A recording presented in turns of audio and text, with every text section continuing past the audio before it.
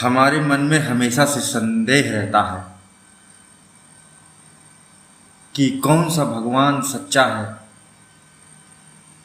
कौन सा भगवान झूठा है। कहीं ऐसा तो नहीं हम जिस भगवान की उपासना कर रहे हैं ये भगवान ही ना हो।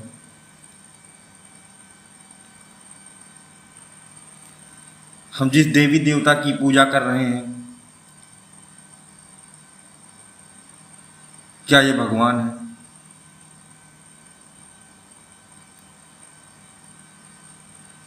अक्सर लोगों को शंका होती है।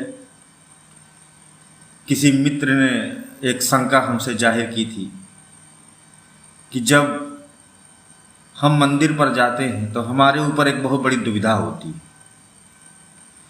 कि जैसे मंदिर में गए, शंकर जी के मंदिर में उनको प्रणाम किया और उसके बाद बगल में देखे तो बहुत सारी मूर्तियां अलग अलग देवताओं की रखी हैं।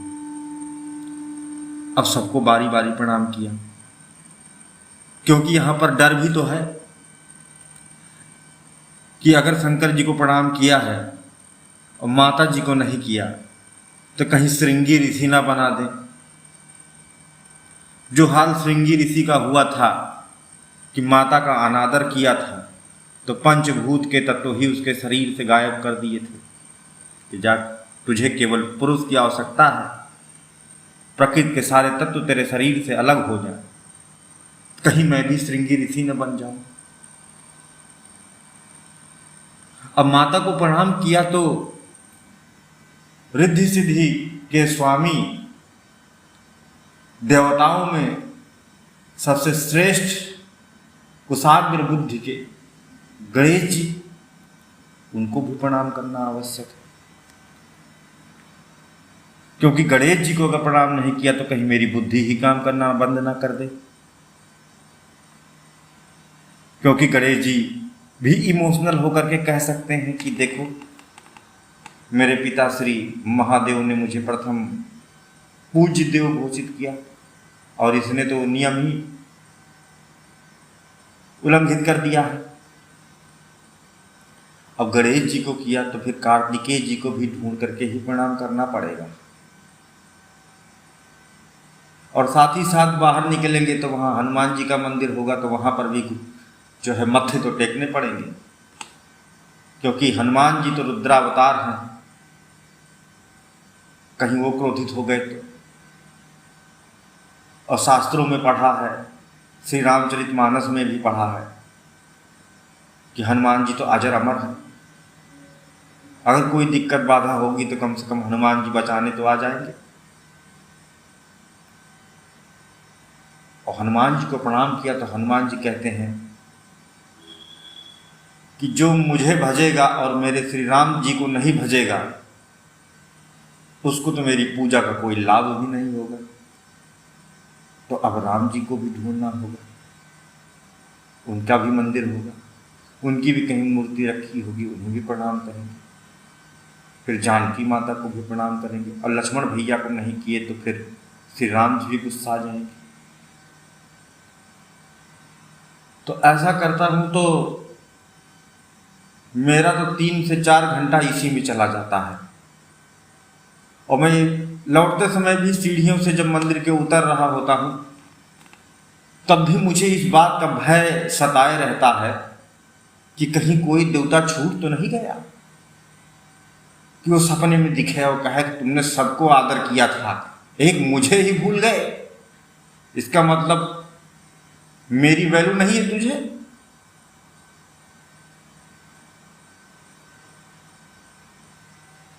तो मुझे लगता है कि इस पर थोड़ा सा बोलना चाहिए, क्योंकि अक्सर ऐसी शंका लोगों को होती रहती है। बहुत सारे लोग यह भी बोलते हैं कि सनातन वैदिक धर्म में 33 करोड़ देवता हैं, ये तो बहुदेवतावादी धर्म है। तो पहली चीज तो 33 करोड़ नहीं 33 कोटि होता है, 33 प्रकार के देवता हैं। और ये मुख्य प्रकार हैं। इन पर कभी और चर्चा करेंगे।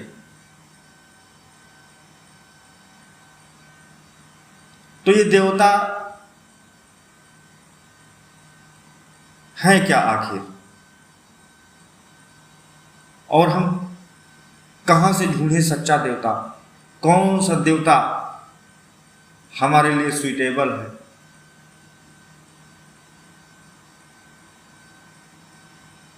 और क्या ऐसा करें कि हमें ये शंका न पैदा हो और ये डर न रहे? तो यहां पर सबसे बड़ी बात यह है कि जितने भी ध्यान पद्धतियां हैं, जितनी भी पूजा पद्धतियां हैं और जितने भी पंथ हैं, वो दो प्रकार से परमात्मा का ध्यान करते हैं। एक है जो ईश्वर के साकार रूप का ध्यान करते हैं,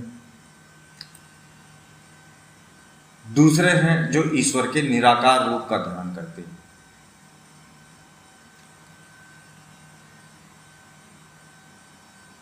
सीधे ही ईश्वर के निराकार रूप का ध्यान करने वाले भी कुछ नहीं पाते हैं, और सदा साकार रूप को ही ध्याते रहने वाले भी कुछ नहीं पाते हैं। और उसका मूल कारण यह है कि जो निराकार रूप का अनुसरण कर रहे हैं, उन साधना पद्धतियों को अपना रहे हैं, वो एक तरह से उनका ध्यान शून्य में चला जाता है। परमात्मा शून्य में भी है, लेकिन वो पूरा नहीं पा पाते हैं, क्योंकि वो एक बहुत बड़ा पक्ष जो दृष्टिगोचर होता है आंखों के सामने, उससे छूट जाते हैं, उससे वंचित रह जाते हैं।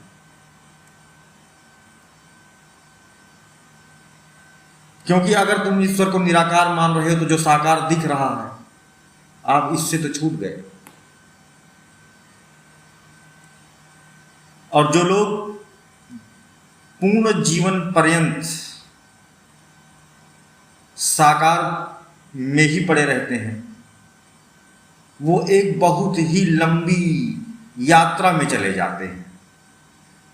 इस यात्रा को आप कह सकते हो जर्नी ऑफ अपग्रेडेशन, और ये इन्फिनाइट जर्नी है, अनंत की यात्रा है।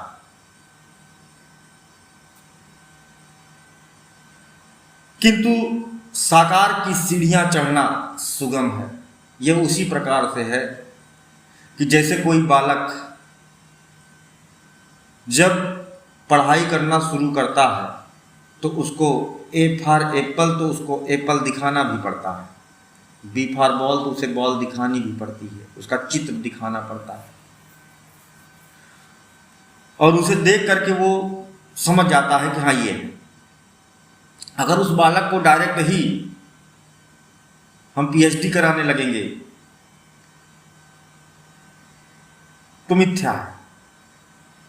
तो तथाकथित ज्ञानी गुरुओं के द्वारा लोगों को जब बताया जाता है कि तुम जो कर रहे हो है ना, ईश्वर ऐसा है ही नहीं है, ईश्वर तो साकार रूप में होता ही नहीं है, तू आ इधर, जो मैं बता रहा हूं उसे ध्यान। तो ये वैसा ही है कि एक अबोध बालक को आप पीएचडी का कोर्स कराने चले।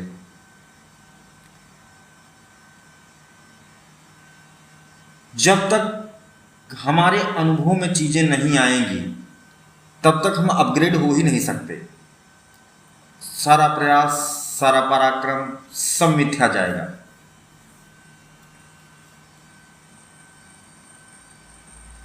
यहां पर स्व अनुभूति की बात है,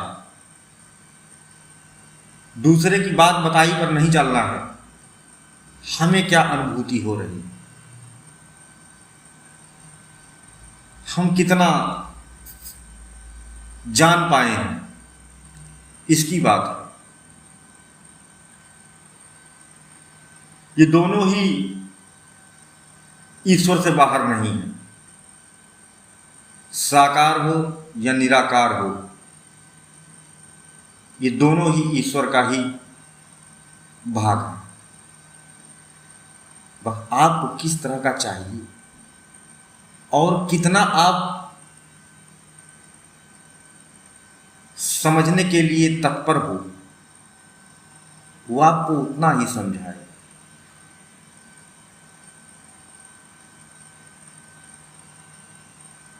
ये समस्त देवी देवता विभिन्न प्रकार की शक्तियों का मिश्रण है, विभिन्न प्रकार के प्रकृति में व्याप्त तत्वों का मिश्रण है, और तत्व भी कब ईश्वर से बाहर हुए। कुछ लोग बताते हैं कि परमात्मा तो निहितत्व में है, तो फिर तत्व कहां से आ गया? क्या कुछ ऐसा हो सकता है जो परमात्मा के बाहर हो? क्या कुछ ऐसा हो सकता है जो परमात्मा के खेल के बाहर हो?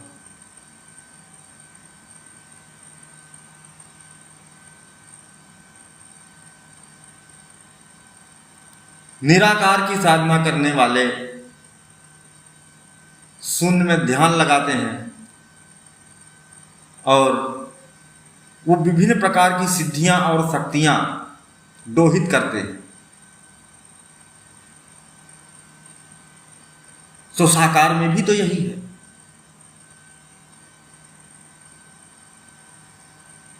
बस साकार का माध्यम सरल है।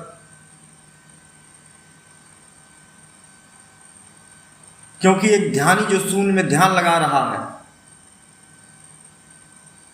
वो अनकंट्रोल्ड ऊर्जा को भी खींच सकता है।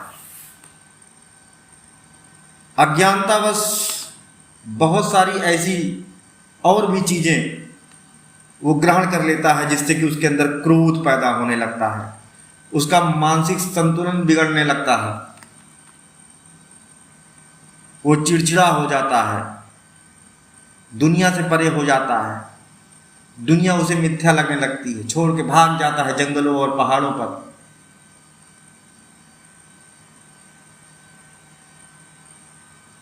उसको विभिन्न प्रकार के दृश्य दिखाई देने लगते हैं, क्योंकि वो ऊर्जा को नहीं थाम पाता है। वो समझ नहीं पाता है कि हम कौन सी ऊर्जा किस मात्रा में ले रहे हैं।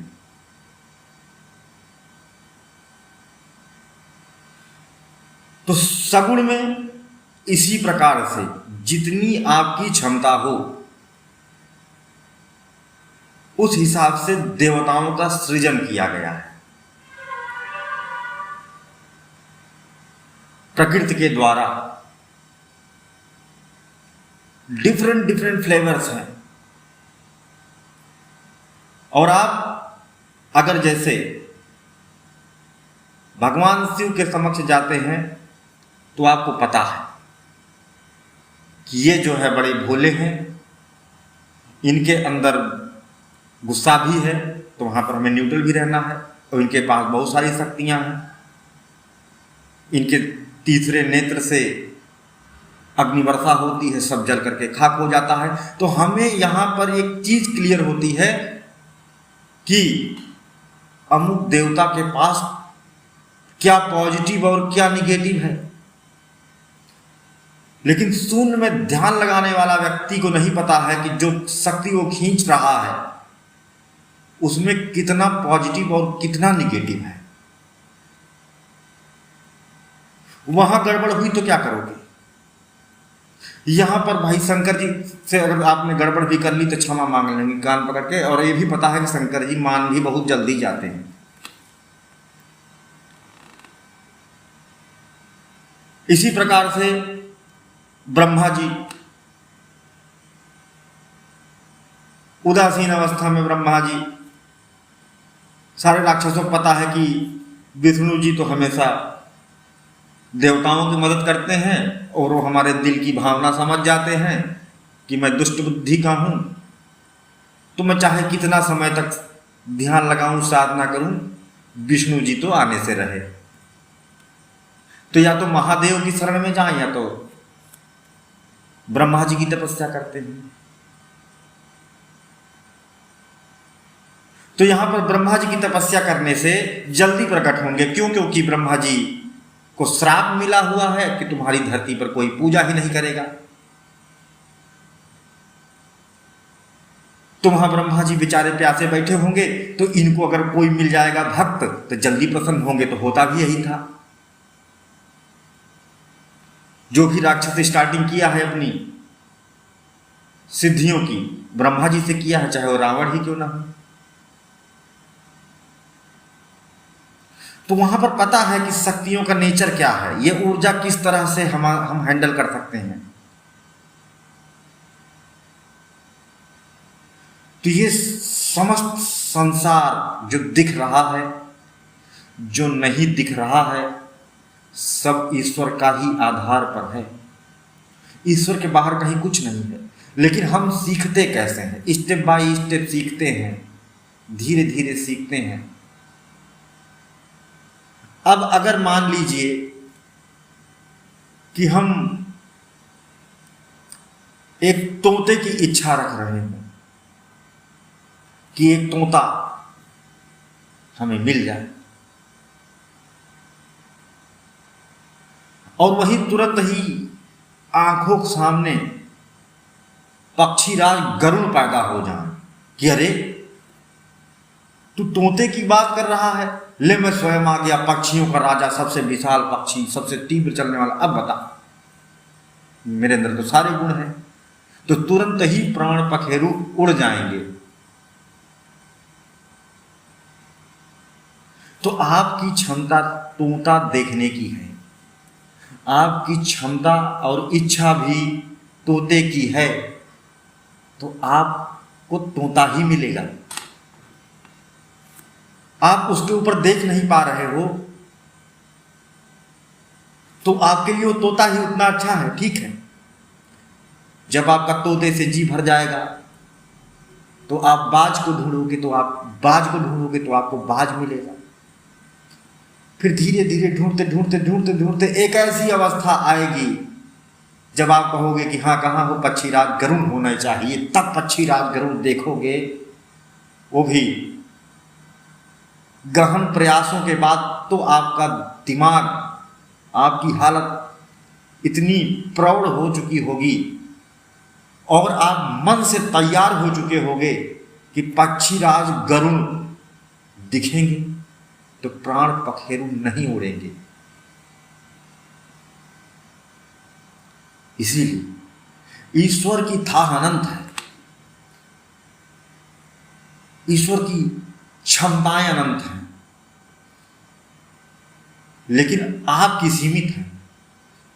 इसलिए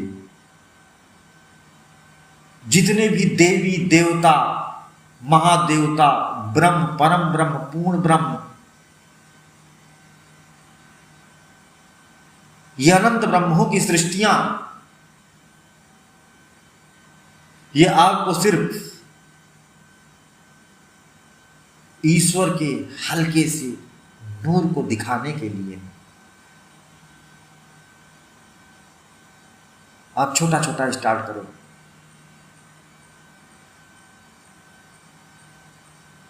ईश्वर को आप जितना समझना चाहोगे वो आपको उतना समझाएगा। जब आप किसी भी देवी देवता को ध्याते हो तो अप्रत्यक्ष रूप से ईश्वर को ही ध्या रहे हो।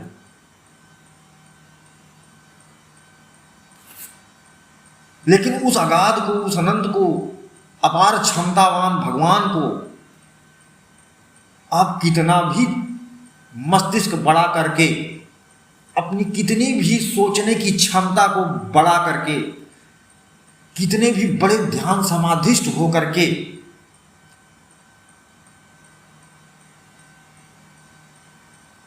नहीं समझ पाओगे। तो जहां तक समझोगे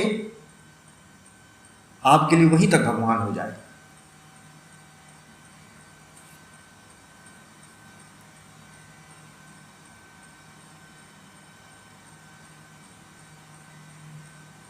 सगुण भक्ति धारा में जब कोई देवी दुर्गा के 9 रूप हैं, अभी नवरात्रि भी चल रहा है, तो देवी दुर्गा के 9 रूप, 9 विशिष्ट प्रकार की शक्तियों के समुच्चय को प्रदर्शित करता है, संगठित शक्तियों के समुच्चय को प्रदर्शित करता है। अब आपका हृदय क्या चाहता है, क्योंकि आप वही चीज अच्छे से जान समझ और पा सकते हो जिसकी आपके अंदर इच्छा हो। बिना मन के काम तो हो नहीं सकता, और ईश्वर की साधना काम है ही नहीं। तो आप जिस रूप में जैसे चाहते हो वो आपको वैसे ही मिलता है।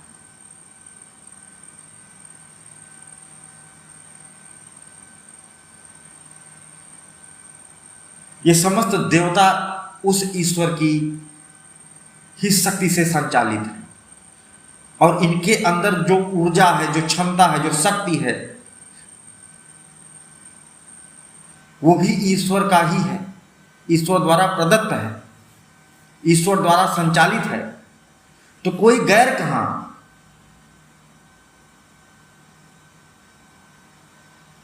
लेकिन यहां पर यह समझने की बात है कि उस अनंत की हदें अनंत हैं। तो आप को जितना चाहिए, जितना आप संभाल सकते हो, जितना आपके मन में इच्छा है, वो उतना खुलेगा।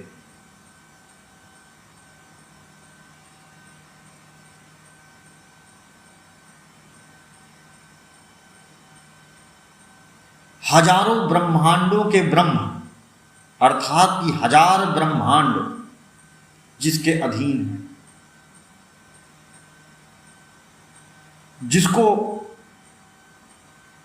हजार ब्रह्मांडों के देवी देवता भी पूज रहे हैं और उसको ही नहीं ढूंढ पाते, वह भी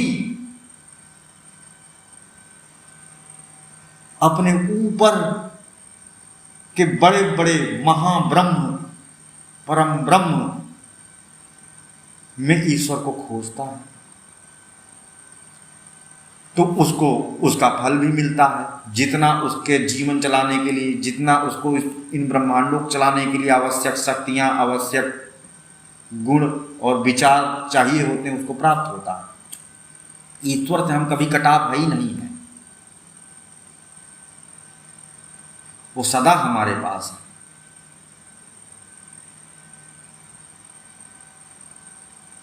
वो कहां हमें छोड़ के चला जाए।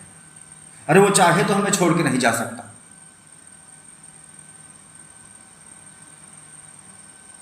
अरे जाएगा कहां छोड़ के? छोड़ के जाए तो कोई जगह तो बचेगी ना जहां पर हमें छोड़ के जाएगा। जो हर जगह हो वो कहां छोड़ के चला जाएगा? ईश्वर तो चाह के भी हमें छोड़ ही नहीं सकता।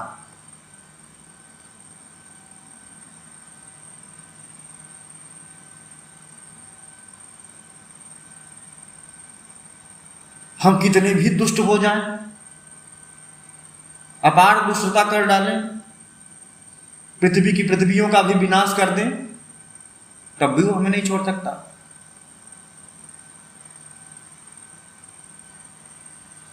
हां, फिर उसकी ही ऊर्जा शक्ति से निर्मित कोई स्वरूप आपके कर्मों का फल देने भी पहुंच जाएगा। यह प्रकृति का सॉफ्टवेयर उस परमात्मिक ऊर्जा से कोई ऐसा देवता बनाएगी जो आपका संहार कर दे।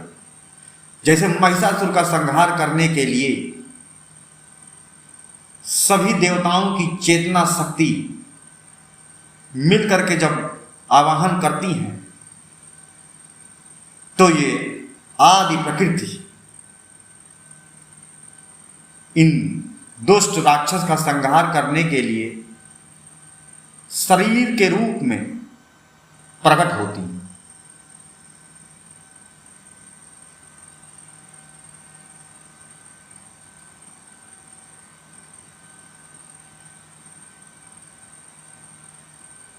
तो इस संज्ञा जिसकी बात की गई थी, इसका कोई मोल नहीं। आप मंदिर में जाते हैं, और वहां पर किसी भी एक देवता को बस ये मानते हुए बस अब प्रैक्टिस करने का तरीका बदल देना है, क्योंकि हमारा परमात्मा तो सबसे सरल है, उसे देखो ना जो अनंत है। जब आप गणेश जी को देखो तब भी उसी को देखो, जब शंकर जी को देखो तब उसमें भी उसी भगवान को महसूस करो, वही हैं।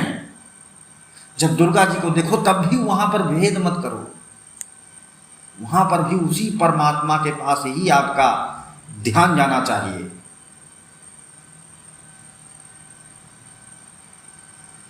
यहां तक कि जो जीव जंतु और व्यक्ति भी आपके सामने आते हैं, अगर उनमें भी उस परमात्मा को देखोगे तो आपके लिए परमात्मिक ही हो जाएंगे, उन्हें पता भी नहीं होगा। ऐसे देवी देवताओं को भी नहीं पता होगा।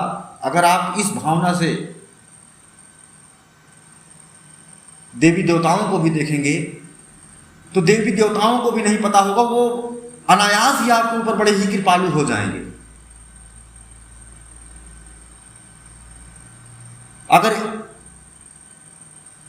1,00,000 लोगों ने आज शिव जी पर जल चढ़ाया होगा तो शंकर जी ध्यान में रहे, हो सकता है कि किसी को देखे ना हो, क्योंकि जानते हैं कि ये सब के सब कुछ मांगने आए होंगे, कुछ स्वार्थ से आए होंगे। एक लोटा फ्री का जल चढ़ा करके अभी अपनी समस्याओं का अंबार मेरे सर पर डाल देंगे तो मैं ध्यान में ही चला जाता हूं। हे नंदी, तुम इन लोगों का लिस्ट इकट्ठा कर लो,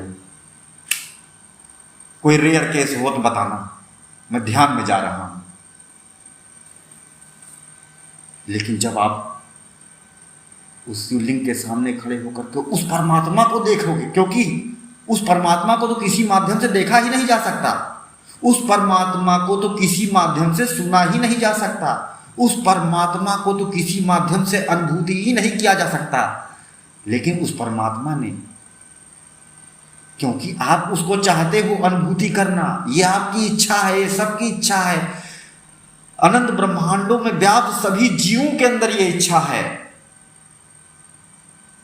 84 लाख योनियां जो आप कहते हो, हालांकि योनियों की संख्या भी अनंत है, हर कुछ अनंत है, क्योंकि सब ईश्वर के आधार पर है और ईश्वर अनंत है तो हर चीज अनंत है। लेकिन हमने कहा ना कि आप जितना सोच पाते हो, जितना समझ पाते हो, जितना जान पाते हो, तो 84 लाख समझ पाते हो तो 84 लाख है। कोई 85 लाख खोज लेगा तो फिर 85 लाख हो जाएगा। तत्वों की संख्या भी अनंत है, तुम कितना खोज पाते हो?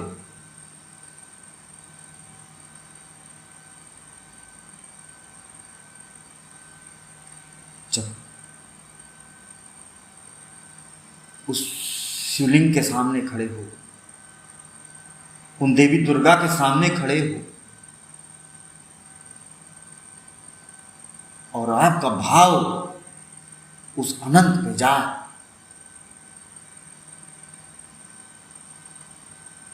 तो शिव जी का ध्यान टूट जाएगा, उनके हृदय में आपके प्रति वात्सल्य उमड़ आएगा। आज शिव ऐसे देखेंगे आपको जैसे कि अपने नंदी को देखते हैं।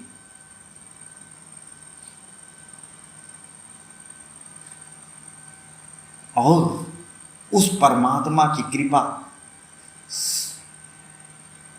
शिव जी की अगाध शक्तियों के रूप में आपके ऊपर बरस जाएंगी। देवी दुर्गा के पास जो शक्तियां हैं वह आपके हित में कार्य करने लगेंगी। तो परमात्मा ने ये सिस्टम, क्योंकि ये हमारी मांग है, हम सबकी मांग है कि हम हे अगाध तुम्हें अनुभूत कर पाएं, हे अगाध तुमको सुन पाएं, हे अगाध तुम्हें देख पाएं। तो वो परम गुप्त,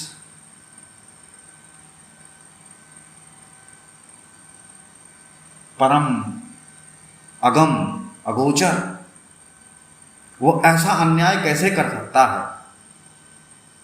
तो वो सारा प्रणाली बना के रखा है। आप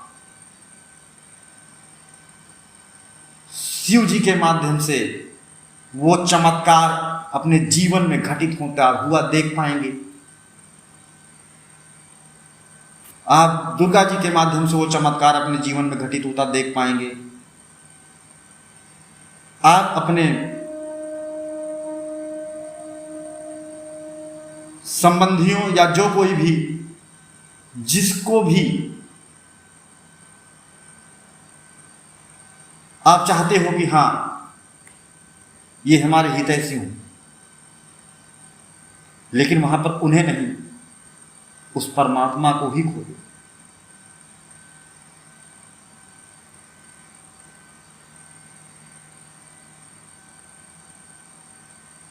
जहां पर आपका भाव परमात्मिक नहीं होता है, वहां पर देवी देवता भी आपसे प्रसन्न नहीं होते हैं। और जबरन हठ योग करके, धृष्टता पूर्वक मंत्र जाप और तपस्या करके अगर देव शक्तियों को आप बाध्य करते हो, तो वह आपकी कठिन परीक्षा लेती हैं। और उन कठिन परीक्षाओं के उपरांत भी जब आपको सिद्धियां और शक्तियां प्राप्त होती हैं, तो अंत में उनके प्रयोग से मिलने वाला परिणाम भी नकारात्मक ही होता है। क्योंकि हठ योग कदापि सहज नहीं, और परमात्मा तो सरलता से मिलता है।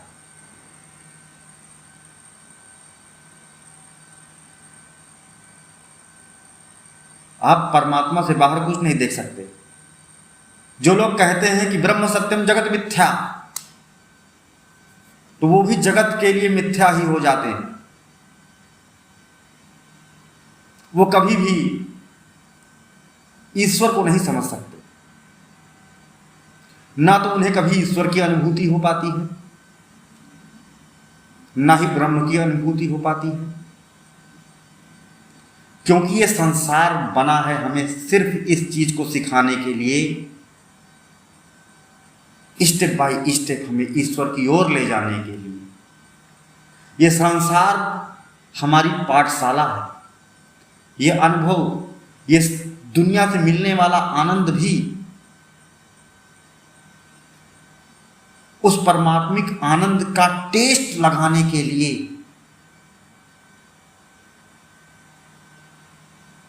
कि एक आनंद लिया तो फिर उससे बड़ा वाला आनंद की खोज करेगा, फिर उसके बाद उससे बड़ा वाला आनंद की खोज करेगा।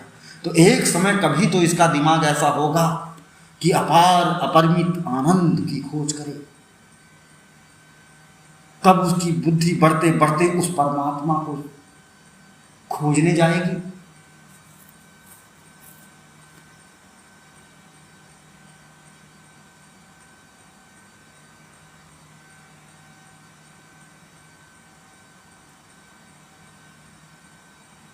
यह जगत मिथ्या नहीं। क्या यह जगत परमात्मा का नहीं? क्या यह जगत परमात्मा के आधार पर नहीं?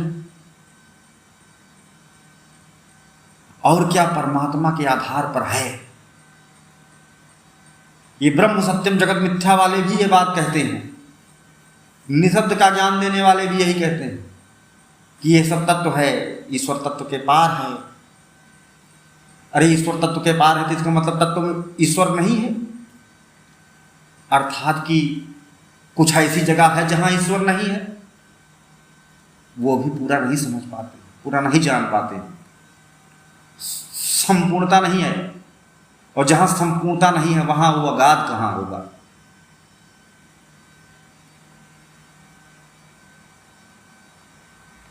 ईश्वर आपकी आंखों के समक्ष है।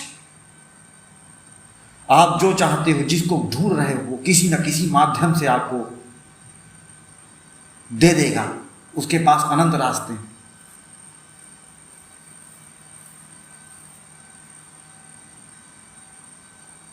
बस आप चाहो तो आप अपनी चाह की हदें बढ़ाओ, उसने देने में कभी कमी नहीं छोड़ी है। जीवन भर तोता ही पकड़े रहोगे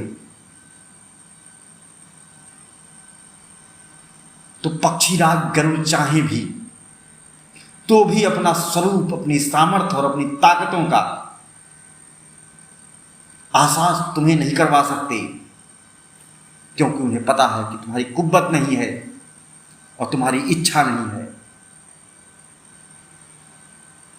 तुम्हारे अंदर समझ नहीं है कि हाँ कुछ ऐसा भी है। और जब तक हम इस संसार के माध्यम से उस परमात्मा को बोधित नहीं कर पाएंगे, क्योंकि परमात्मा को पाया नहीं जाता, वो पहले से ही प्राप्त ही है, हम उसी में जी ही रहे, आपकी आंखों के सामने है वो।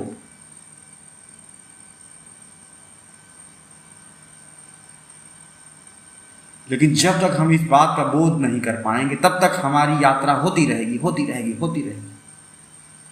और ये यात्रा तब तक होगी जब आप स्वयं परमात्मा नहीं बन जाओगे। और जिस दिन स्वयं परमात्मा बन जाओगे, संपूर्णता प्राप्त हो जाएगी, उस दिन तुम कहाँ रह जाओगे।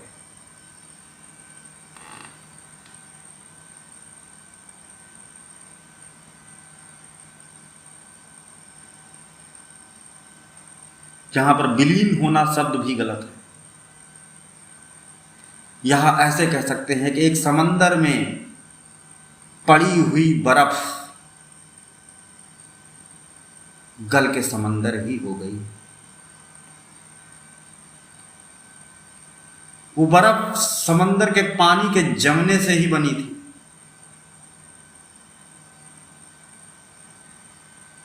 वो समंदर से अलग नहीं थी, लेकिन जम करके वो अपना अस्तित्व अलग कर ली।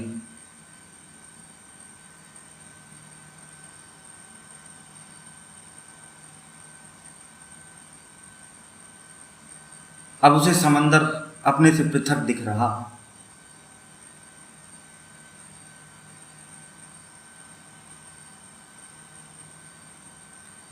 और जहां ये बर्फ पिघली वहीं वो सागर ही हो जाएगी।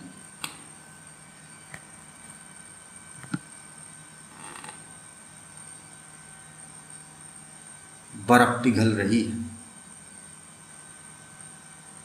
आनंद लो।